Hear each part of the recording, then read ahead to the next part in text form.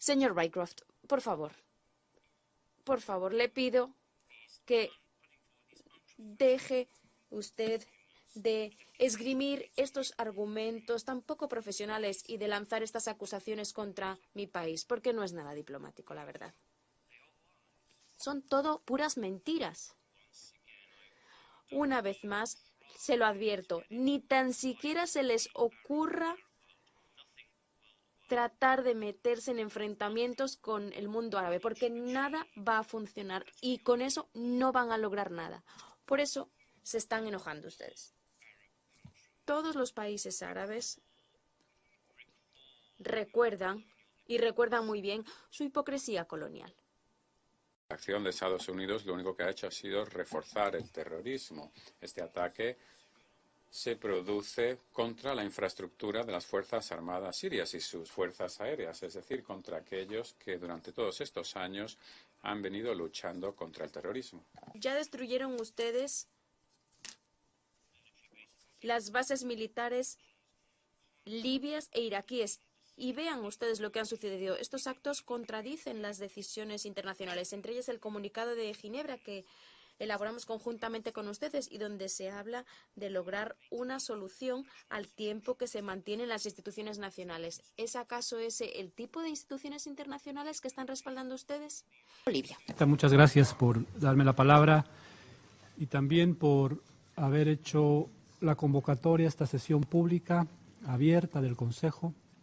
Es imprescindible que no solamente los miembros de nuestra organización, sino el mundo entero vea que las posiciones de los miembros del Consejo de Seguridad con absoluta transparencia en el marco de lo sucedido en los últimos días en Siria. Bolivia ha solicitado la convocatoria de esta reunión preocupada por los sucesos que se han registrado en las últimas horas. Mientras el Consejo de Seguridad debatía propuestas sobre cuál iba a ser el mecanismo de investigación de los horribles ataques con armas químicas de los que ha sido testigo la humanidad, mientras discutíamos las palabras que se iban a utilizar en una resolución que debía ser tratada por este Consejo, mientras los miembros permanentes y los miembros no permanentes planteábamos propuestas para el texto de esa resolución, Estados Unidos preparaba a su vez y ejecutaba un ataque unilateral. Los ataques con misiles, por supuesto, son una acción unilateral y representan una grave amenaza a la paz y seguridad internacionales. ¿Por qué? Porque a lo largo de los últimos 70 años, la humanidad ha construido una estructura no solamente física, no solamente institucional, sino además una estructura legal.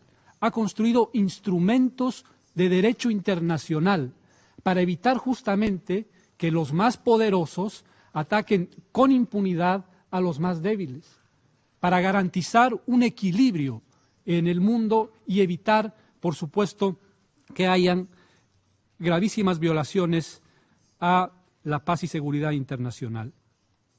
Creemos que es deber de este Consejo, pero no solamente del Consejo, de la Organización de Naciones Unidas en todos sus órganos, defender al multilateralismo. Estamos aquí para defender al multilateralismo. Hemos acordado que esta carta, la Carta de Naciones Unidas, tiene que ser respetada. Y esta carta prohíbe las acciones unilaterales. Toda acción debe ser autorizada por el Consejo de Seguridad de acuerdo a la Carta de las Naciones Unidas. Me voy a permitir leer un par de artículos para que todos podamos refrescar un poco la memoria. El artículo 24 de esta carta dice lo siguiente: a fin de asegurar acción rápida y eficaz por parte de las Naciones Unidas, sus miembros confieren al Consejo de Seguridad la responsabilidad primordial de mantener la paz y la seguridad internacionales y reconocen que el Consejo de Seguridad actúa a nombre de ellos al desempeñar las funciones que le impone aquella responsabilidad. Este Consejo no son solamente los 15 miembros que estamos sentados en esta mesa. Nosotros representamos a los 193 estados de esta organización y a través de ellos a los pueblos del mundo, y hemos acordado que las acciones unilaterales violan el derecho internacional. Mientras ayer discutíamos los proyectos de resolución, mientras nos esforzábamos para plantear alternativas y llegar a un consenso y mostrar unidad en el Consejo de Seguridad, Estados Unidos no solamente ataca unilateralmente, sino que cuando todos estábamos aquí discutiendo y exigiendo la necesidad de una investigación independiente, imparcial, completa y concluyente de esos ataques, Estados Unidos se convierte en el investigador, se convierte en el fiscal, se convierte en el juez y se convierte en el verdugo. ¿Dónde está la investigación que permite determinar objetivamente quién es el responsable de esos ataques? Esa es una violación gravísima, gravísima al derecho internacional.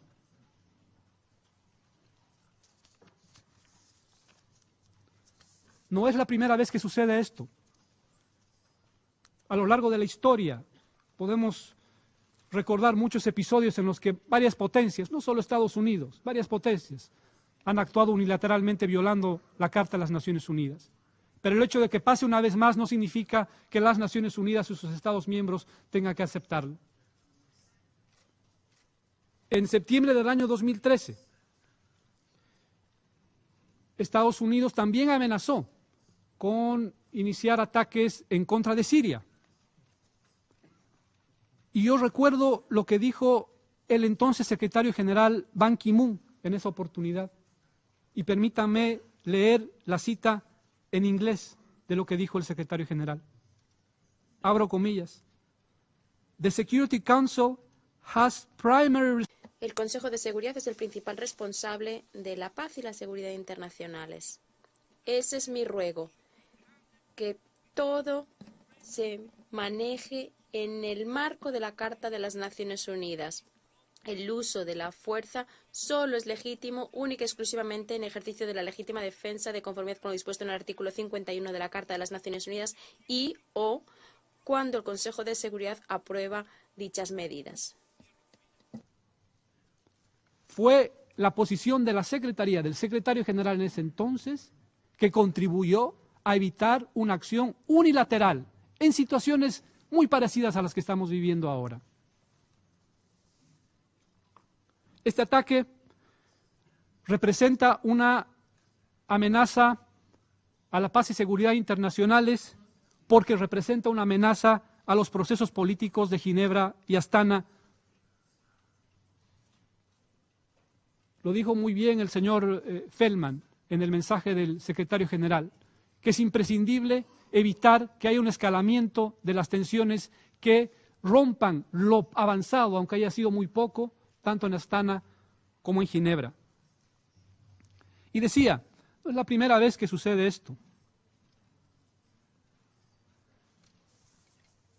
Quiero recordar lo que pasó en este mismo consejo hace algunos años, para ser preciso, el miércoles 5 de febrero del año 2003, cuando el entonces secretario de Estado de los Estados Unidos venía a esta sala a presentarnos, según sus propias palabras, pruebas contundentes de que existían armas de destrucción masiva en Irak. Y yo creo que es imprescindible que recordemos esas imágenes, que recordemos que en esta misma sala se nos dijo que habían armas de destrucción masiva en Irak y que eso motivó una invasión. Y esa invasión, después de esa invasión se han registrado 1 millón de muertos y se ha desatado una serie de atrocidades en la región. ¿Podríamos hablar de ISIS sin esa invasión? ¿Podríamos hablar de esa serie de gravísimos y horrendos ataques en distintos lugares del mundo sin esa invasión ilegal? Creo que es imprescindible que recordemos lo que la historia nos enseña. En esa oportunidad, Estados Unidos afirmaba con contundencia de que tenía todas las pruebas para demostrar que Irak tenía armas de destrucción masiva. Nunca se encontraron. Nunca se encontraron. Quiero reiterar lo que dijo el presidente Evo Morales hoy en la mañana. Y abro comillas, pienso y siento, espero no estar equivocado, las armas químicas en Siria son una excusa para una intervención militar. Las acciones unilaterales son acciones imperiales. A Estados Unidos no le interesa el derecho internacional. Deja de lado a la ONU cuando le conviene. Los problemas internos de los países se deben resolver con diálogo, no con bombardeos. Esa acción amenaza la seguridad internacional y la paz mundial. Cierro comillas. Creo que es importante hablar del doble estándar cuando se está en los salones de Naciones Unidas y cuando se actúa en lo que puede ser considerado la vida real. Y mis pueblos, los pueblos latinoamericanos y caribeños, han sufrido a lo largo de la historia esa realidad. Nos hablan del discurso de los derechos humanos que nosotros cumplimos, pero cuando el discurso de los derechos humanos no les alcanza para sus intereses, violan sistemáticamente los derechos humanos. La serie de golpes de Estado en América Latina han sido organizados, financiados por la CIA. Esa es una verdad histórica, no es retórica, no es un discurso, es una verdad. Recordemos el golpe de Estado en 1973 en contra del gobierno constitucional de Salvador Allende, financiado por la CIA. Recordemos la Escuela de las Américas, en la que se enseñaba a los soldados a torturar. Habían manuales de tortura, y eso se enseñaba a los militares latinoamericanos en la denominada Doctrina de Seguridad Nacional. Cuando interesa el discurso de derechos humanos está bien, pero cuando ya no cumple con sus intereses, ya no importa. Lo mismo pasa con la democracia. Cuando conviene a sus intereses, defensores de la democracia, pero cuando no, financian golpes de Estado. Y lo mismo pasa lamentablemente con la Organización de Naciones Unidas y con este Consejo. Que cuando ya no cumple con sus intereses, entonces no importa el multilateralismo. Para algunas cosas que les conviene, está bien el multilateralismo. Están bien las Naciones Unidas. Pero cuando no, cuando sus intereses se contraponen, entonces no interesan ni las Naciones Unidas, ni los derechos humanos, ni la democracia. Decíamos, cuando condenábamos de manera inequívoca los ataques químicos, que el Consejo de Seguridad no debe ser usado como una caja de resonancia de la propaganda de guerra ni del intervencionismo. Que el Consejo de Seguridad no debe ser usado como un peón a sacrificar en un tablero de ajedrez, en el tablero de ajedrez de la guerra. Este Consejo, estas Naciones Unidas son al final la última esperanza que tenemos para garantizar la paz y la seguridad internacional, basadas en principios, basadas en normas, basadas en un Estado de Derecho internacional. Señora Presidenta, asimismo me permito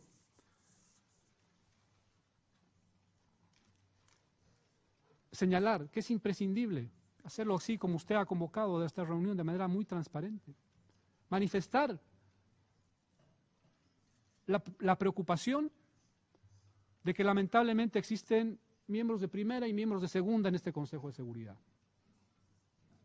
Miembros permanentes que no solamente tienen el derecho a veto, sino que controlan los procedimientos, que controlan la toma de decisiones.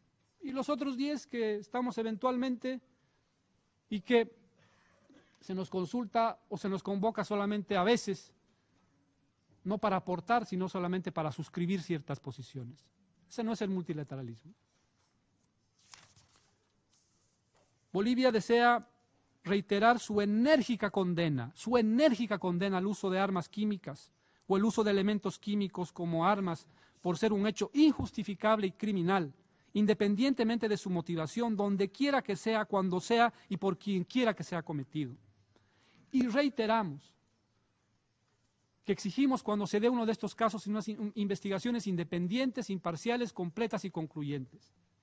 Lamentablemente los ataques de ayer le han dado un golpe mortal al JIM, al mecanismo de investigaciones, a la OPAC, para que puedan llevar adelante una investigación y se sepa con exactitud qué es lo que ha sucedido hace algunos días en Irak.